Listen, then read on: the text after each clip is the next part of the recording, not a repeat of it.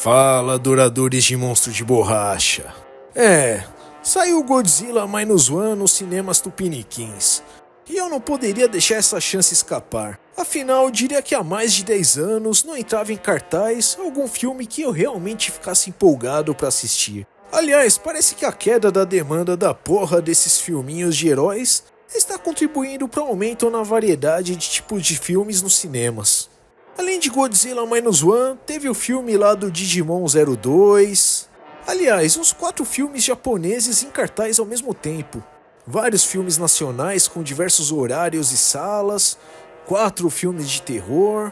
Será se finalmente as pessoas estão se dando conta que cinema não se resume a filminho hollywoodiano bazingueiro? O problema é que o filme não teve uma distribuição tão abrangente assim. Por exemplo, aqui em Mogi das Cruzes, o filme não foi exibido e tive que ir lá pro shopping de Suzano. Fui lá todo empolgado com a patroa, na sessão das 21 horas, que na moral é o melhor horário pra pegar um cineminha.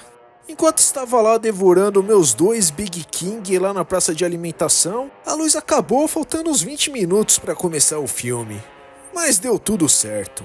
Queria tirar uma foto com a patroa na frente do cartaz do filme. Mas Godzilla não teve muita publicidade nesse sentido. A maior parte da divulgação acabou sendo online mesmo, e principalmente do boca a boca de quem foi assistir. E já adianto, Godzilla Minus One é arte. Diferente do que dizem certos youtubers pedantes metidos a cinéfilos, que dizem que Godzilla não é cinema por ser japonês. Engraçado como na internet é cheio de gente que defeca pela boca, como se fossem as pessoas mais inteligentes do mundo. Eu queria ter visto o filme legendado, mas só tinha sessões dubladas. E antes que venham me encher o saco, eu não sou odiador de dublagem. Apenas tenho a preferência em ver produções japonesas com áudio original. Mas no geral eu achei a dublagem competente. Mas vi o pessoal comentando que aparentemente cancelaram as sessões legendadas porque um bando de Zé Ruela se queixou de assistir filme com áudio em japonês. Acharam que ia ser um filme americano, que o áudio seria em inglês? Mas chegando lá, que absurdo eles terem que ouvir um idioma asiático, né? Depois eu que sou chato e radical por criticar esse tipo de postura. Tipo uns otários reclamando que o Kojima estava falando japonês em vez de falar inglês no Game Awards. Agora o cara não pode falar o seu idioma nativo pra ficar puxando o saco de americano. Enfiem o inglês no guloso, bando de colonizado filho da puta. Agora sobre a recepção do filme, direto saindo notícias que o filme bateu recorde de bilheterias nos Estados Unidos, que no Brasil até o momento está em segundo lugar, e na internet estou vendo o filme ser muito elogiado. Apesar de alguns terem comentado que teve pessoas na sessão que reclamaram que queriam mais ação no filme, que levaram crianças e elas ficaram meio entediadas, mas aí a culpa não é do filme, né? Inclusive rolam umas reviews aí que são tipo: nossa, como é possível um filme de monstro abordar temas tão sérios? Godzilla Minus One aborda temas delicados e políticos, assim como a maioria dos filmes de Godzilla costumam ser. Não só do Godzilla, como filmes de Kaiju Eiga no geral. Obviamente que não são todos os filmes, mas muitos deles possuem temas como questões políticas, a ganância e o egocentrismo humano, degradação ambiental, um foco na ficção científica, e o Godzilla por si só sempre foi a personificação do medo do povo japonês da bomba atômica. Mas estava ocupado demais tratando o Godzilla apenas como um filminho japonês que ninguém se importa, sobre um dinossauro pisoteando maquetes. Mas aí surgiu a porra desses filmes americanizados de Godzilla aí, e geral começa a se importar. Não só isso, como o Monsterverse alienou totalmente o público, que usa essas versões como métrica de comparação. Daí surge esse monte de acéfalos para repetir a exaustão essa papagaiada de ai, Godzilla é pra ver monstros saindo na porrada, não dramas humanos. Quem diz isso não faz ideia do que está falando. É tipo esses otaquistas replicando achismos tirados do fundo do bumbum pra falar de anime de mecha. Eu odeio anime de mecha. Só gosto de Code Geass porque esse foca nos conflitos humanos em vez dos robôs. Disse o otaquinho que conhece um total de 3 animes de mecha. Pior que agora que anunciou que vai ter live action americanizado de Gundam, E já tem desses malucos aí do Monsterverse falando: espero que não fiquem forçando dramas humanos e coloquem só robôs se espancando. Sendo que Gundam é literalmente sobre crimes de guerras e conflitos políticos. Depois que falam que esse Monsterverse foi a pior coisa que aconteceu a Godzilla, trazendo esse tipo de público pra fanbase, aí vem Legendette querendo me cancelar no Twitter, me xingar nos comentários dos vídeos, ou até me ameaçar ou dizer que eu posso ou não expressar nos meus vídeos. Até apareceu esse pivete aí chilicando no server do canal do Discord, achando que vai me ofender com essa infantilidade. Mas enfim, Godzilla Minus One é ambientado no pós-guerra. A história começa em 1945, no fim da Segunda Guerra, e conta a história de Shikishima, um piloto de caça que foi resignado a cumprir seu papel como kamikaze. No entanto, ele fingiu que seu avião estava com problema e pousou na ilha em que havia os mecânicos que faziam os reparos nos caças desses pilotos suicidas. Mas de noite foram atacados por uma enorme criatura que se assemelha a um dinossauro que saiu do mar. Os locais da ilha o chamam de Godzilla e o tratam quase como uma divindade furiosa que traz peixe para os pescadores. Todos foram trucidados pela criatura, exceto Shikishima e o chefe dos mecânicos, Tachibana. Mas a guerra agora acabou, após bombardeio com as bombas atômicas em Hiroshima e Nagasaki. Shikishima volta para sua casa em Tóquio, que havia sido engolido em chamas, e agora não passa de um local repleto de ruínas e escombros e descobre que seus pais foram mortos durante os ataques. A guerra acabou, mas a guerra ainda está dentro de Shikishima. Ele tem de lidar com o fardo de ter sido um kamikaze que não teve coragem de cumprir seu dever, que não teve coragem de morrer pela honra de seu país. E mais do que isso, ele paralisou e não teve coragem de atirar com a arma de seu caça na tal criatura que trucidou todos seus companheiros naquela noite.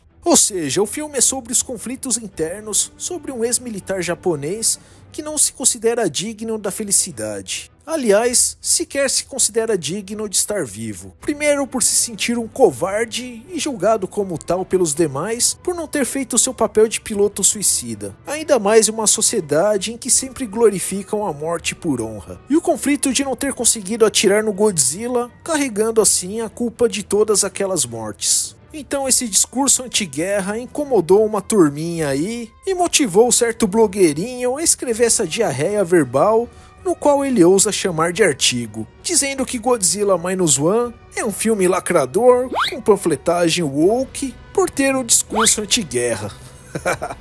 Mano, uma piada. Esse cara entende de Godzilla, hein? Godzilla em 1954 já surgiu como uma crítica à guerra, aos testes nucleares dos americanos no Pacífico, e o Dr. Serizawa resolve se sacrificar para que sua criação, o Oxygen Destroyer, seja usado pela primeira e última vez para deter Godzilla e não venha a ser usado para fins bélicos futuramente. Por outro lado, nos Estados Unidos, alguns veículos ficaram preocupados com um discurso que possivelmente seria adotado no filme. Um discurso anti-americano que exaltava o Japão imperialista. Sobre exaltar o Japão imperial, basta ver o trailer para enxergar que isso sequer faz sentido. Agora, sobre criticar os Estados Unidos, isso é o dever de qualquer pessoa com o mínimo de bom senso, né? Engraçado os caras ficarem incomodados por um filme japonês mostrar uma visão que eles consideram inconveniente, enquanto esses hipócritas podem romantizar suas invasões em diversos países, romantizar seus crimes de guerra e ainda agirem como se fossem heróis e defensores da liberdade, responsáveis por alguns dos atos mais hediondos e covardes dos últimos séculos, e ainda se sentem com a vergadura moral de julgar os outros. Sim, o filme critica os estadunidenses. Sabemos que o americano adora fazer seu discursinho antiterrorismo, mas eles são um dos maiores terroristas da história, como as bombas atômicas em Hiroshima e Nagasaki, que além da destruição que transformou milhares de civis em meras sombras pretas nos escombros, condenou gerações afetadas pelo impacto da radiação. Ou então o agente laranja, usado como arma química no Vietnã, que causou efeitos que nem ouso descrever aqui, e afeta até hoje a população local por ainda ser possível encontrar vestígios nas águas e no solo. No filme, por incrível que pareça, não focam tanto nas bombas atômicas, mas mostram o resultado dos bombardeiros incendiários que os Estados Unidos lançou nos últimos dias de guerra, que causaram tanta destruição quanto as bombas atômicas. Mas essa ao menos não tinha radiação, né? Inclusive, em uma passagem dramática, cai uma chuva negra, coisa que realmente aconteceu após a bomba atômica. E claro, os testes nucleares no Pacífico dos americanos durante a Guerra Fria, que além do enorme impacto ambiental, afetaram a vida das vilas de pescadores. E claro que eles nunca foram punidos por nada do que fizeram. Inclusive no filme, os testes nucleares no atol de Bikini, que foi responsável por causar a mutação no Godzilla e torná-lo essa criatura colossal, praticamente indestrutível e capaz de soltar baforadas atômicas. Inclusive citam o general MacArthur, que foi um dos principais figuras da ocupação americana no pós-guerra. E também na criação da Constituição japonesa. Sim, a Constituição japonesa foi praticamente imposta pelos Estados Unidos. MacArthur, que também teve papel durante parte da Guerra da Coreia e que desejava inclusive invadir a China. Provavelmente esse é o momento em que chega alguma putinha de americano pra falar: ai, mas você não fala das atrocidades feitas pelo Japão, nhé, nhé, nhé. Meu irmão, ninguém aqui tá defendendo as merdas feitas pelo Japão. No entanto, absolutamente nada justifica a imensa covardia e crimes de guerra cometidos pelos Estados Unidos. Os militares japoneses e alemães foram punidos, julgados, alguns executados, inclusive soldados de baixa patente ou até simples funcionários. Enquanto tudo que os Estados Unidos fez continua impune até hoje e com um bando de arrombado fazendo malabarismo argumentativo para fazer tudo isso parecer justificável. E além de não sofrerem as consequências de suas atrocidades, continuam até hoje agindo como se fossem xerifes do mundo. Inclusive com bases militares em Okinawa, onde ocorrem abusos com a população local, e até casos de estupro e assassinato de mulheres japonesas por militares americanos. Mas no filme, ao menos eles têm a capacidade de fazer autocrítica, coisa que os americanos jamais tiveram culhões de fazer. Inclusive naquela atrocidade conhecido como Godzilla de 1998, o monstro sofre mutação por culpa dos franceses. Sim, os americanos são sempre os bonzinhos, né? Em -1, diversas vezes os personagens criticam o fato do Japão omitir informações da população, criticam por ter sido um país que banalizou a vida, que usou da militarização para se impor como nação. Uma nação que banalizou a vida. Caças que não tinham cadeiras ejetáveis, estratégias calcadas em fazer soldados a se sacrificarem. Um país que fez sua população aceitar a morte e glorificar o sacrifício. A vida é a palavra-chave desse filme. A mensagem aqui é abraçar a vida em vez do sacrifício. Morrer por honra e patriotismo no fim é besteira. É apenas jogar sua vida fora em prol de interesses mesquinhos de poderosos que estão confortavelmente sentados em suas poltronas acolchoadas, comendo e bebendo do bom e do melhor, enquanto aqueles no campo de batalha e nas cidades devastadas enfrentam privações e que apenas sonham com um dia em que poderão ter uma refeição decente. Morrer por quem ama é nobre, mas viver por quem ama é a diferença. E essa é a mensagem central de Godzilla -1. Em um certo momento, Shikishima arruma um emprego no governo trabalhando para desarmar minas aquáticas implantadas pelos americanos nas costas litorâneas. E na equipe tem um personagem chamado de Garoto pelos companheiros mais velhos. Ele queria ter lutado na guerra, acha que isso o teria tornado mais homem e mais respeitado, mas ele só pensa assim porque de fato não viveu os horrores disso tudo. Em um momento, o líder da equipe grita com ele, dizendo que não ter estado na guerra é motivo de orgulho. Ele é o retrato desses Zé Fardinhas leite com pera da atualidade, que adora exaltar a guerra, pagam de machão na internet, mas na realidade são um bando de covardes que não aguentam ficar uma semana sem seu todinho, chuveiro com água aquecida, cama macia e internet. Até o mecânico Tachibana, que sempre julgou o Shikishima por ter arregado, compreendeu o valor da vida. O filme transmite a ideia de um Japão com um povo determinado, capaz de se reerguer de tudo. Um Japão que renasce das cinzas, mas agora com a esperança de um novo Japão. Um Japão mais humano. Eu achei bem legal essa mensagem, e agora eu vou falar de algo que é spoiler. Então, se você não assistiu e não quer ter sua experiência afetada, pula pro tempo marcado no vídeo. Então tá avisado, hein? Algumas pessoas reclamaram do fato da personagem Noriko ter sobrevivido. Até falei sobre isso com o Thiago AP do arquivo Showa Rider e concordo com a opinião dele, que foi a mensagem que Shikishima superou sua guerra interior e finalmente pôde abraçar a família na qual ele não se achava digno. Eu gostei e pra mim foi totalmente coerente com a mensagem que o filme queria transmitir. A maioria dos transtornos causados por Godzilla teve que ser resolvido pelos próprios civis. Afinal, o Japão foi proibido de se militarizar, o governo japonês tacou foda-se, os americanos que ocupavam o país também estavam mais preocupados com o embate com os soviéticos. Logo, quem lidou com tudo isso foram os veteranos da guerra e civis no geral, praticamente sem armamento e com restos de navios e recursos. Falando em materiais bélicos, Shikishima chega a pilotar um Kyushu Shiden, um protótipo de avião caça japonês que foi desenvolvido no fim da Segunda Guerra. Eu costumava jogar com ele no Striker 1945-2.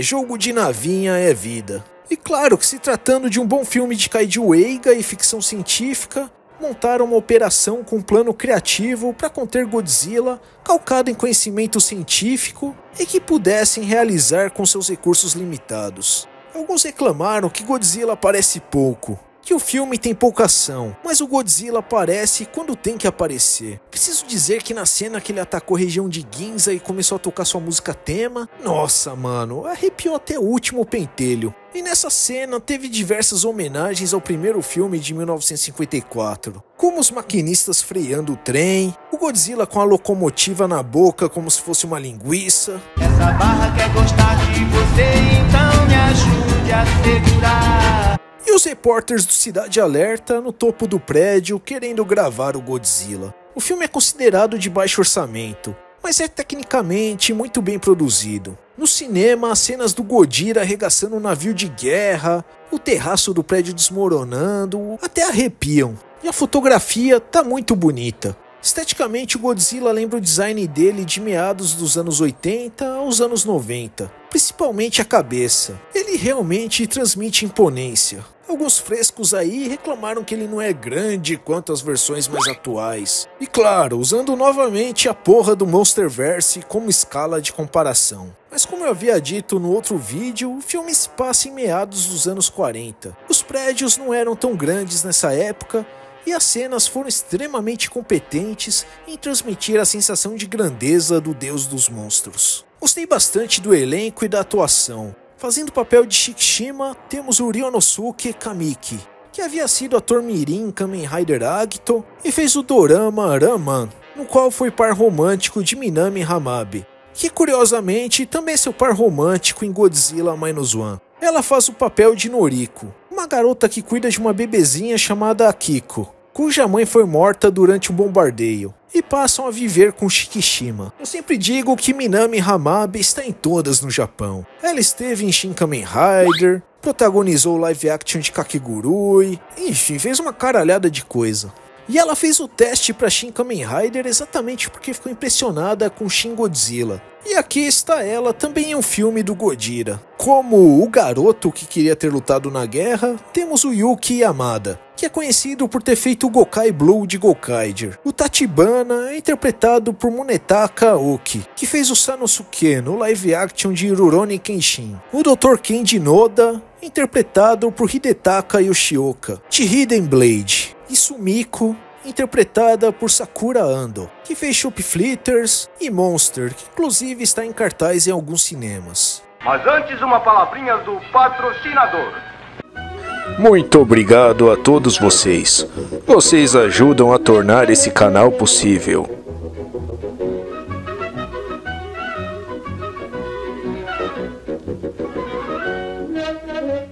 Godzilla Minus One é um filme maravilhoso que representa bem a essência de Godzilla. E o diretor Takashi Yamazaki entregou com êxito aquilo que se propôs, que foi preparar o palco adequado para Godzilla se apresentar. Palco esse que, segundo o diretor, tinha de ser a Era Showa, a atmosfera que traz as cicatrizes da Segunda Guerra e contexto da Guerra Fria. A era com a atmosfera perfeita para trazer esse sentimento e trazer à tona os fantasmas do passado, no qual o povo japonês e o mundo inteiro jamais devem esquecer.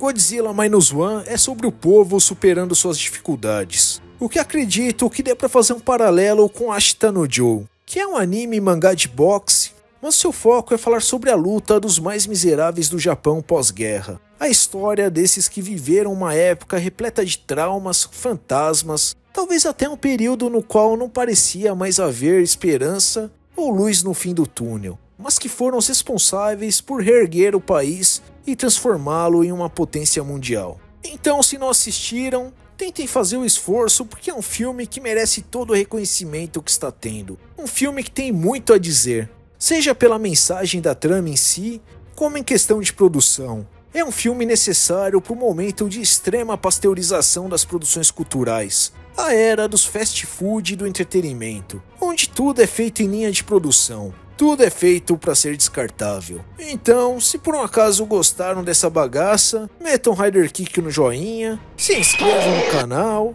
e por que não compartilhar esse vídeo com seus amiguinhos ou nos grupinhos de cinema ou tokusatsu por aí. Até o próximo vídeo. Fui!